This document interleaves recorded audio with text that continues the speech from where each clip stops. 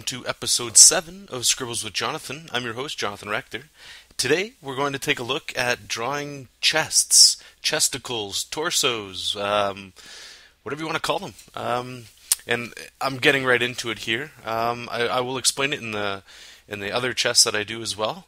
And I just want to do a quick disclaimer as well. This is anything that I ever post, and I'm more than sure anybody posts. It's never...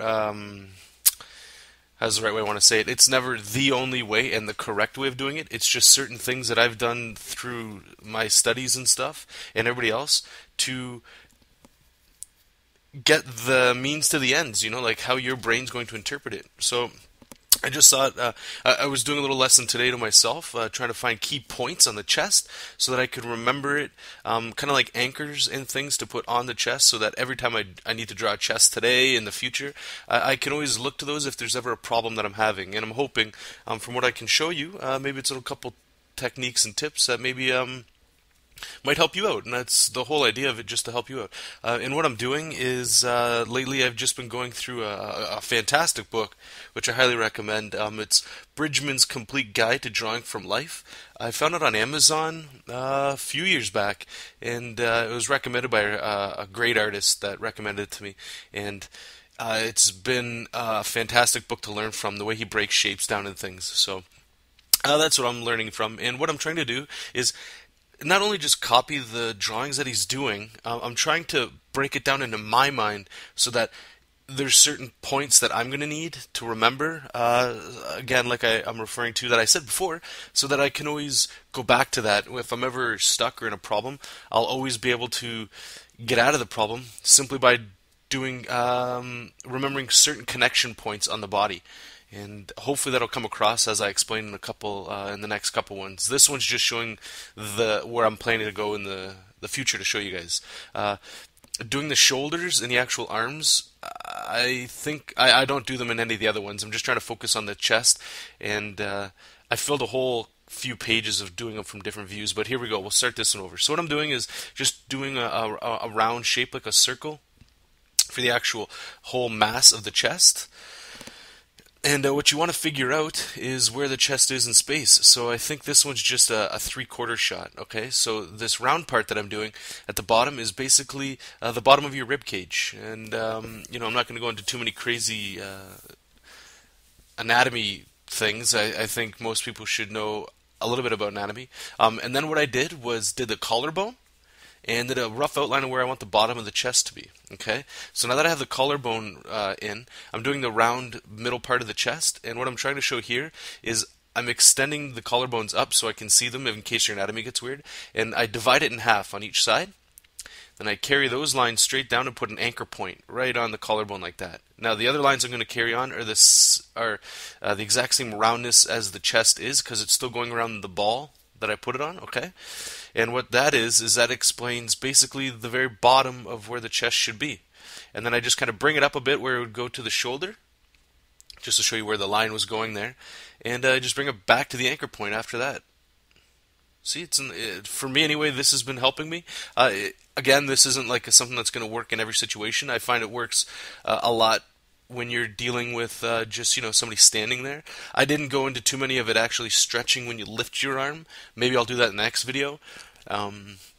This was just like, to get you warmed up. Again, like I said, just throwing some ideas. And I mean, this also helps me watch what I'm doing as I draw and talk about it, because I can pick up on little errors or things that I need to pick up myself that, I can improve on in the future.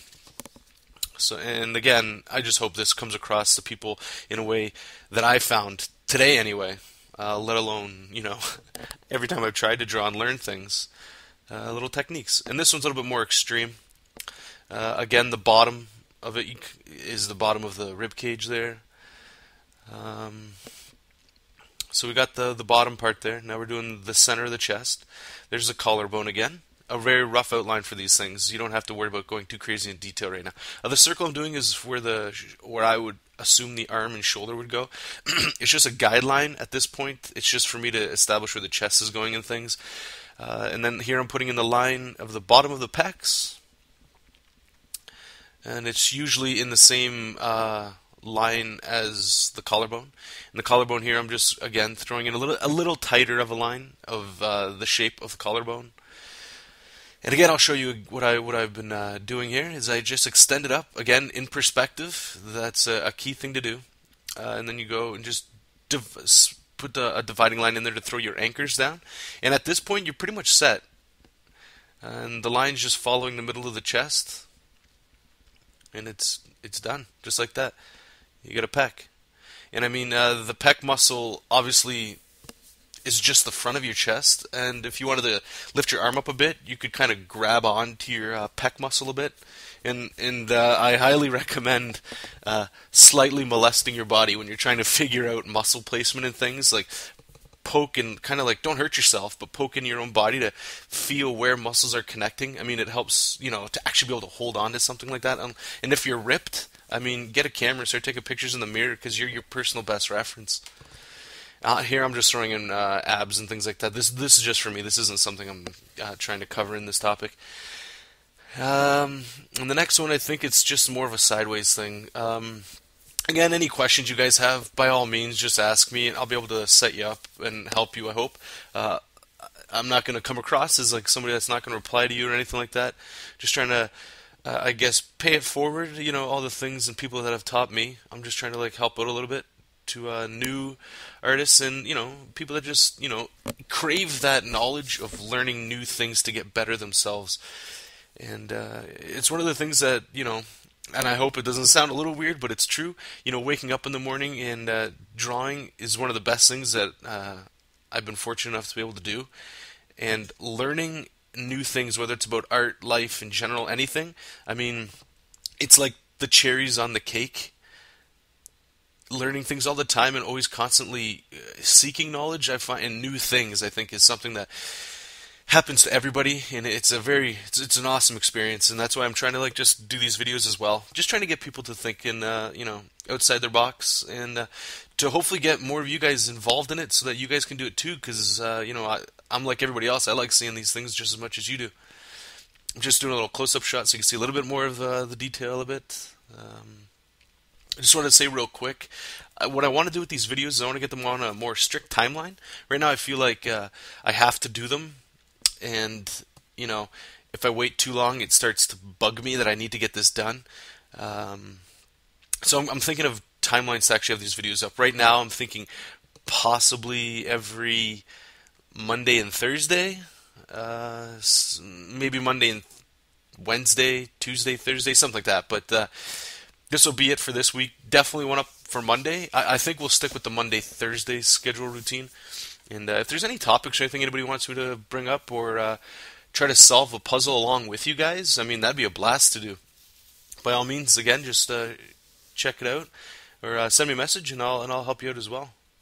And here, I think I go into a little bit of the shoulder as I'm going. This I'm just doing very lightly so you can see just what I'm bringing in here with the pec, just connecting it to the anchor points again.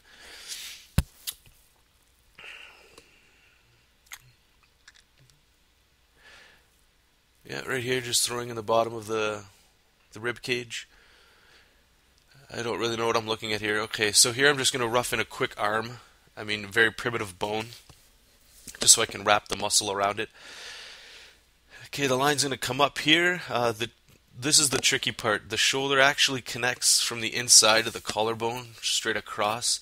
That's still a chest muscle, but that muscle that runs across helps placement and define a shoulder. And this could be something that I'll talk about further once I actually learn more about it as well. And that's the last thing I want to do, start giving people bad tips, just showing, the learning process again. But the video is coming to a close. And the convention season's coming up, at least Fan Expo in Canada. So I'll tell you guys a little bit more about that later. So until Monday, you guys have an awesome weekend, and I'll talk to you later. Thanks. Bye.